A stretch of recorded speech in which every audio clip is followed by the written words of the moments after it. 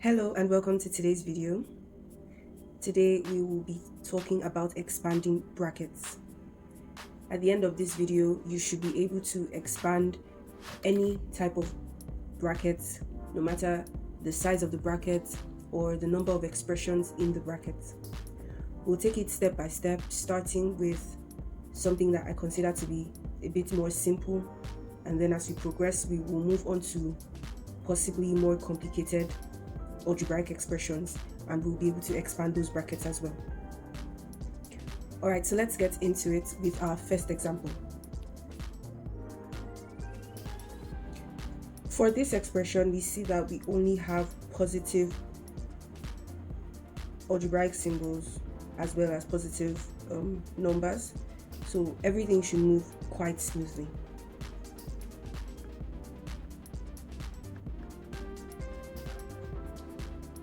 When expanding brackets, especially when you have two brackets side by side, what you want to do is that every term in one bracket must multiply every term in the other bracket. This is how you go about it. In this example, which we're going to say is our expression 1, you have x plus y bracket x plus 2. So you take the first term from the first bracket, which is x, and then we will multiply it by the entire second bracket, which is x plus 2. And then we will take the second term from the first bracket, which is plus y, and we'll also multiply that by the entire second bracket. This way, every term in the first bracket gets multiplied by every term in the second bracket. So let's open up our brackets.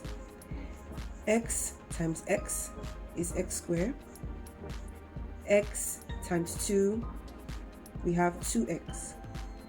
And then on the other side, we have y times x, which will be xy. We're going to try to keep it as x and y because x comes before y in letters of the alphabet.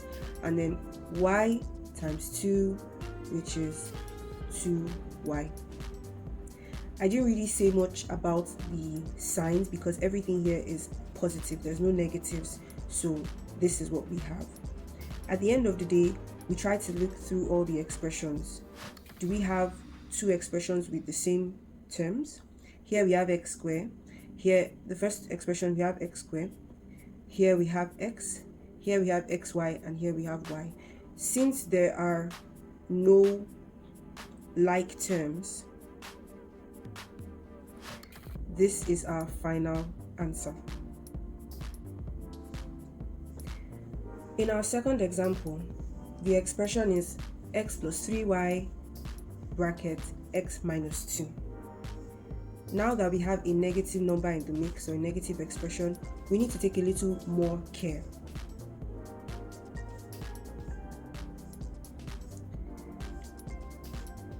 As usual, what we will do is we will multiply every term in the first expression by every term in the second expression. To break it down, what we'll have is x bracket x minus 2, and then plus 3y bracket x minus 2. Now we can multiply everything step by step. X times x is x squared. X times minus 2 is minus 2x. 3y times x is 3xy. And 3y times minus 2 is minus 6y. Again, when we look at everything, we see that we do not have any like terms that we can add or subtract. So this is our final answer. Since you've come this far, please like this video and subscribe to the channel for more math content. For our third example, things are a little more complicated. We see that we have negative expressions in the first bracket as well as the second bracket. We will have to take even more care than we did before. To expand the bracket, again, we will have x multiplied by 3x minus y, and then minus 2 multiplied by 3x minus y. Now we get to multiply everything one by one. X times 3x gives us 3x squared. X times minus y gives us minus xy. Minus 2 times 3x gives us minus 6x. And minus 2 times minus y gives us plus 2y. You'll notice here we have changed up the sign from minus to plus. This is because when we have two negative expressions multiplying each other, as in this case, minus times minus changes the sign of our answer to positive.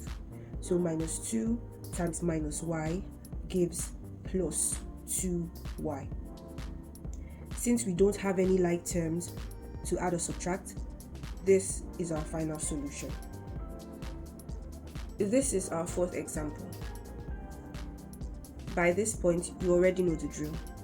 Every term in the first expression must multiply every term in the second expression. To break it down, for it to be easier to see and follow, 3a multiplied by 3a plus xy minus xy multiplied by 3a plus xy. 3a times 3a is 9a squared. 3a times xy is 3a xy. Minus xy times 3a is minus 3a xy. And minus xy times xy is minus x squared y squared.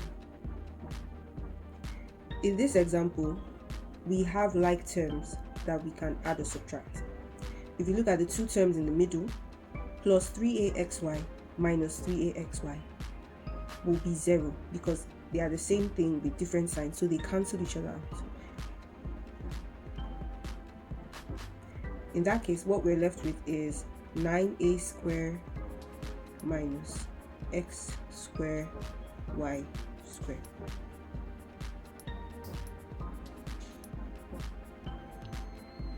If you look closely, this can also be represented as 3a squared minus xy squared.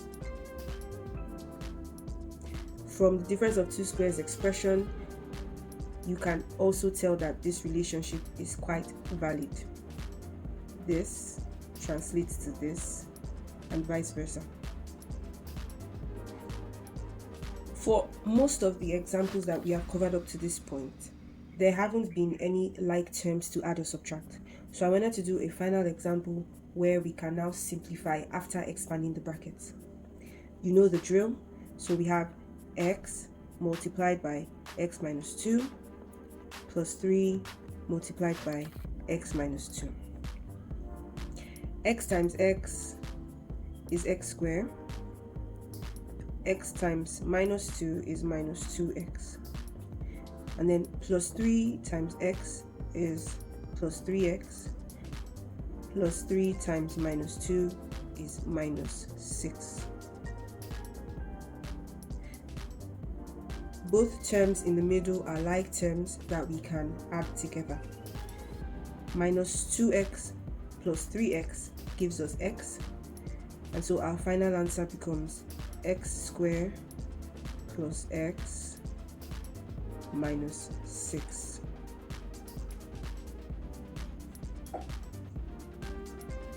Great job expanding the brackets. I hope you enjoyed it as much as I did. If you enjoyed this video or found it helpful, please like it. Subscribe to the channel for more videos like this. You can also leave a comment on a particular topic that you want me to cover, and I'll see you in the next one. Bye.